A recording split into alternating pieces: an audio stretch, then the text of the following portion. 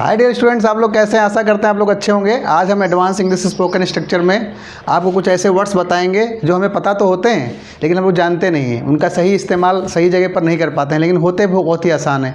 जैसे कि हम लोग देखते हैं, कोई बड़ी बात नहीं, यानी is not a big deal, यानी पैसा कमाना कोई बड़ी बात नहीं है, कंप्यूटर चलाना कोई बड़ी बात नहीं है, या फिर बहुत तेज़ दौड़ना बड़ी बात नहीं है। जैसे कि हम लोग देखते हैं, earning money is not a big deal. बहुत ही सिंपल सेंटेंस, देखिए, is not a big deal, कोई बड़ी बात नहीं है।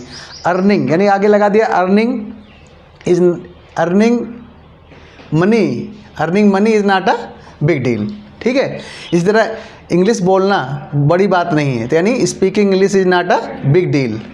ठीक है, थर्ड सेंटेंस, कंप्यूटर चलाना कोई बड़ी बात नहीं है, यानी operating computer is not a big deal. ठीक है, इसी तरह running fast is not a big deal. ठीक है, अब हम लोग दूसरे शब्द की तरफ चलते हैं।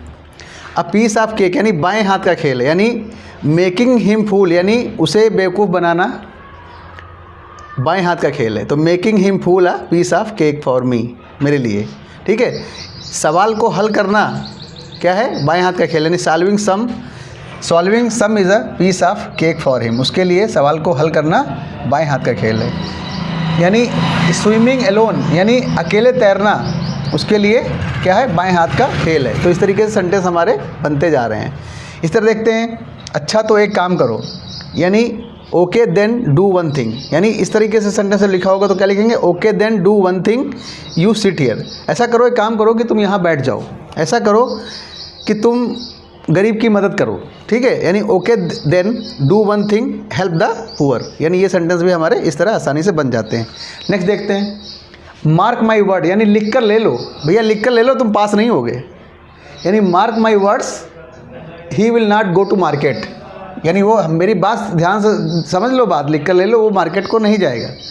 Mark my words you will not pass in the exam, मेरी बात को लिख कर ले लो, तुम एग्ज़ाम में नहीं पास होगे। यानी mark my words he will not win the match, वो एग्ज़ाम में वो मैच को नहीं जीत पाएगा। ठीक है, फिर आता है सेड इज सेड, यानी कह दिया तो कह दिया, यानी सेड इज सेड, मैंने कह दिया ना, you will not pass in exam, तुम एग्ज़ाम में नहीं पास होगे।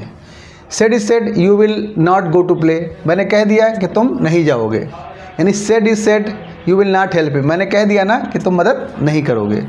इसी तरीके से हम लोग देखते हैं, कोई तुमसे सीखे, यानी वन शुड लर्न स्पीकिंग, यानी कोई तुमसे सीखे इंग्लिश बोलना, यानी one should learn speaking English from you, कोई तुमसे इंग्लिश बोलना सीखे।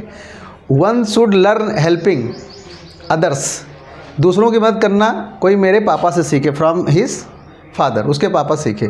One should learn making food, यानी कोई खाना बनाना मेरी माँ से सीखे। ठीक है, तो इस तरीके से हम लोग इसको डेली यूज़ में ले सकते हैं, और ये बहुत ही अच्छे और इम्पॉर्टेंट वर्ड्स हैं जिन्हें हमें याद रखना चाहिए, और हमें अपने इंग्लिश स्पोकन डेली स्ट्रक्चर्स में इन्हें यूज़ करते रहना चाहिए। समय समय पर बहुत ही आसानी से इनसे सेंटेंसेस का फॉर्मेशन हो जाता है। ठीक है, जैसे earning money is not a big deal, इस तरीके से पीस ऑफ केक बाएं हाथ का काम है, इस तरीके से कोई भी सेंटेंस वो आप बना सकते हैं। तो बच्चों, मेरा ये वीडियो आपको अच्छा लगा हो तो आप इसे सब्सक्राइब जरूर कीजिएगा। Thanks a lot.